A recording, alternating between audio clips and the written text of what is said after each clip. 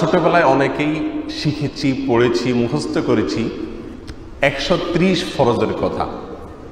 মক্তবে আমাদেরকে শেখানো হয়েছে মোট ফরজের সংখ্যা হলো কয়টি? 130টি। এটা কোরআন এবং হাদিসের দৃষ্টিতে কতটুকু সঠিক? এর উত্তর হলো, ফরজ কাজগুলো কোনো সংখ্যার মধ্যে সীমাবদ্ধ নয়, বরং এটা সংজ্ঞা দ্বারা সংজ্ঞায়িত করা যায়। কোনো সংখ্যার মধ্যে কি করা যায় না? সীমাবদ্ধ করা যায় না। কোরআন এবং হাদিসের কোথাও বলা হয়নি মোট ফরজের সংখ্যা টোটাল এত, এরকম কোনো সংখ্যা কোরআন হাদিসে কোথাও নির্ধারণ করে দেওয়া হয় নাই। একজন লোক তিনি ব্যবসায়ী, তার জন্য হালালভাবে ব্যবসা করা ফরজ।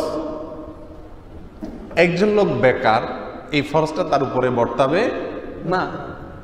একজন লোক তার মা বাবা বেঁচে আছে, তিনি মা বাবার প্রতি সদ আচরণ করা তার উপরে ফরজ। আরেকজন মা বাবা বেঁচে নাই, এই ফরজটি তার উপরে বর্তাবে না।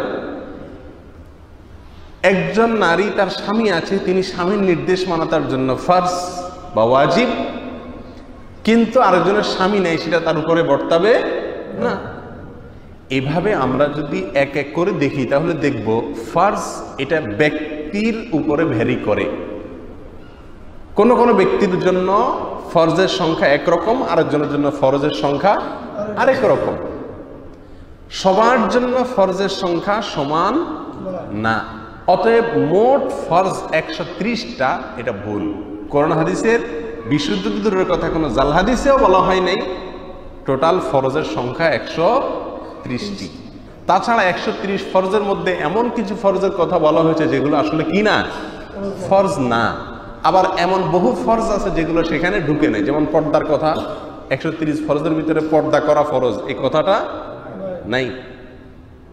130 ফরজের ভিতরে হালাল খাওয়া ফরজ, হারাম থেকে বাঁচা ফরজ, মা বাবার নির্দেশ মান্য করা ফরজ, এগুলোর কথা উল্লেখ নাই।